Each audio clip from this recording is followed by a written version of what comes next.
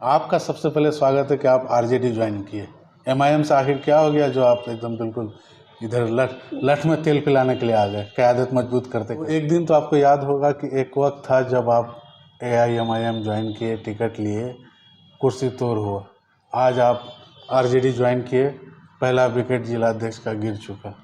तो आप ये तोड़ फोड़ आपके साथ चलता रहता है। ये हमारे सरवर भाई भी हमारे छोटे भाई की तरह से हैं। बिल्कुल।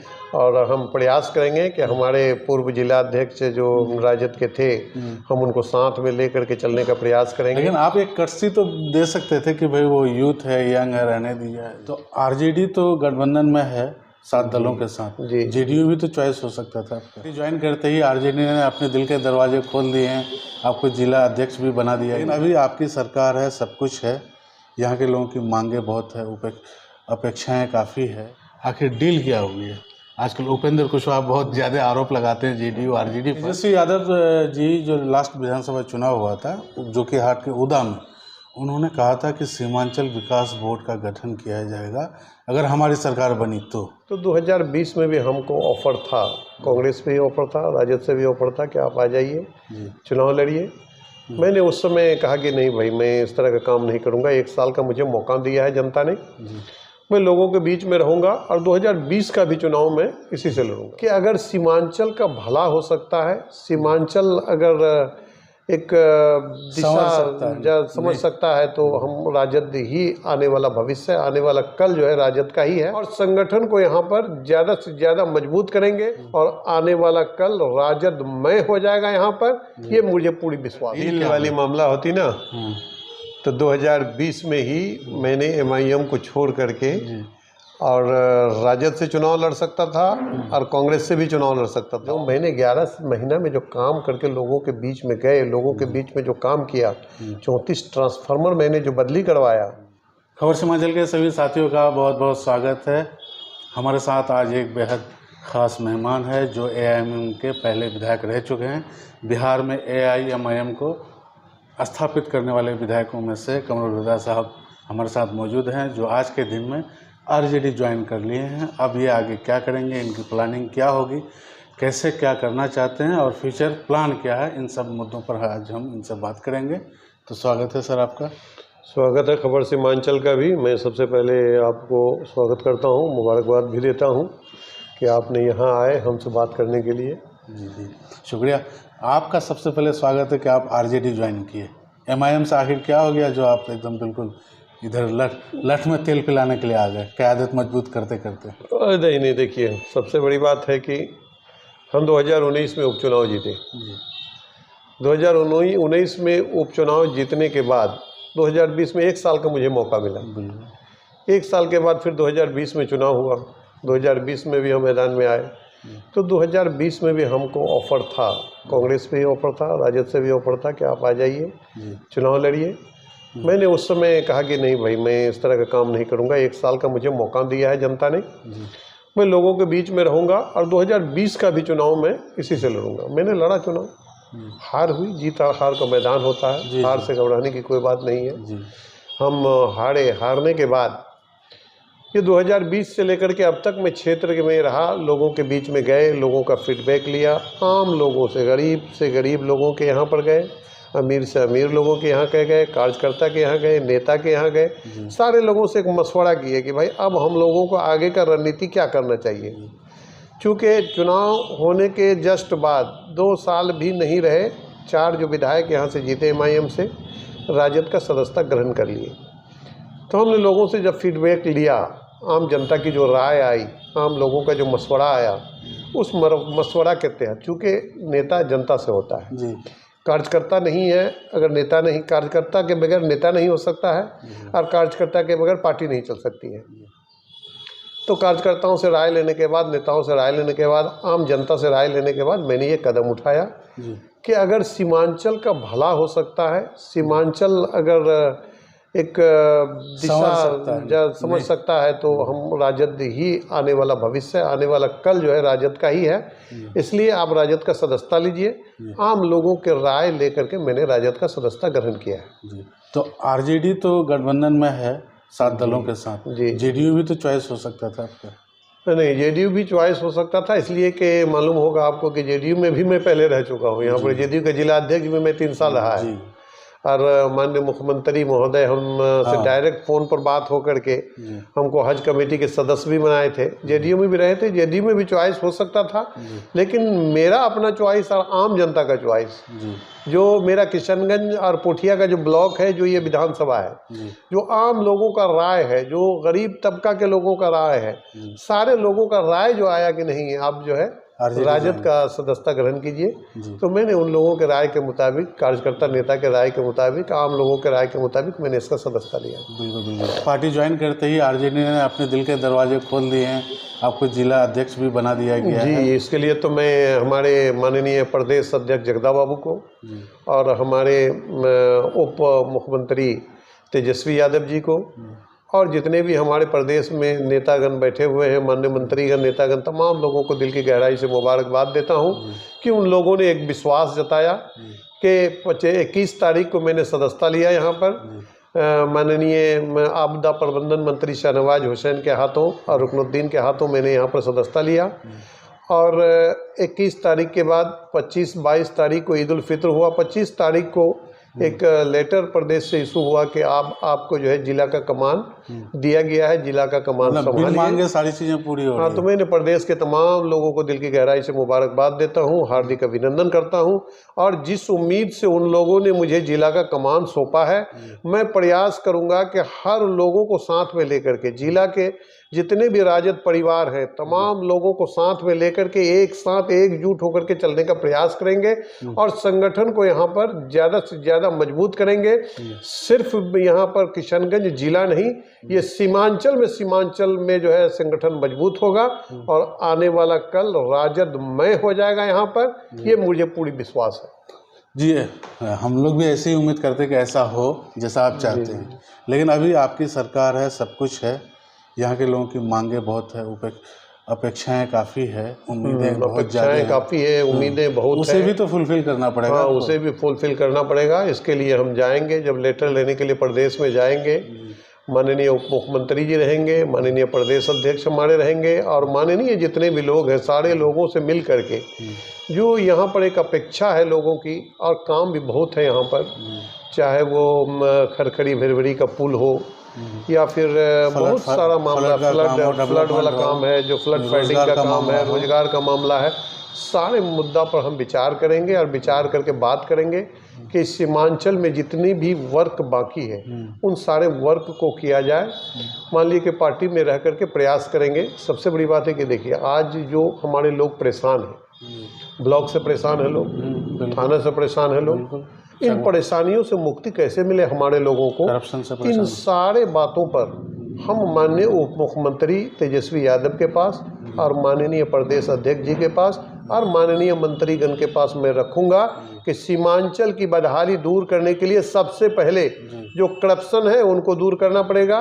जो हमारे लोग भयभीत हैं, थाना से हो प्रेरित या ब्लॉक से हो प्रेरित या जिला से हो पीड़ित, जो पीड़ित हैं उनको वहाँ से भयमुक्त करना पड़ेगा, मुक्ति दिलानी पड़ेगी। इन सारे मुद्दाओं पर हम लोग बैठ करके प्रदेश में बात करेंगे और इंशाअल्लाह हम लोग आगे का कदम हम लोगों का अच्छा रहेगा और हम लोग मिलजुल करके एक मजबूत संगठन बना करके काम करेंगे, इंशाअल्लाह, उम्मीद है। चलिए जी, पार्टी ज्वाइन करने और जिला अध्यक्ष बनने की तो बात हो गई, आगे की प्लानिंग भी आप बता दिए। अब आप अंदर की बात जानना चाह रहे हैं, आखिर डील क्या हुई है? आजकल उपेंद्र कुशवाहा बहुत ज़्यादा आरोप लगाते हैं जेडीयू आरजेडी पर, तो आप पर भी ये आरोप है कि डील वाली मामला होती ना, तो 2020 में ही मैंने MIM को छोड़ करके और राजद से चुनाव लड़ सकता था और कांग्रेस से भी चुनाव लड़ सकता था। ऑफर हमारे पास राजद का भी था और कांग्रेस का भी था। तेजस्वी ने मैसेंजर भी भेजा था। मैसेंजर भी भेजा था मेरे पास। मैसेंजर बैठ करके हमसे बोले कि सर आपको जीतने के बाद मंत्री भी बना देंगे। मैंने सारे चीज़ों को ठुकरा दिया और ठुकराने के बाद मैंने जिस पार्टी में था उसी पार्टी से चुनाव लड़ा। अगर डील की जहाँ तक सवाल है, अगर डील वाली बात होती तो मैं 2020 में ही चला जाता, इस तरह का सबसे बड़ी बात है कि ये 20 साल तजुर्बा मेरा राजनीति का है।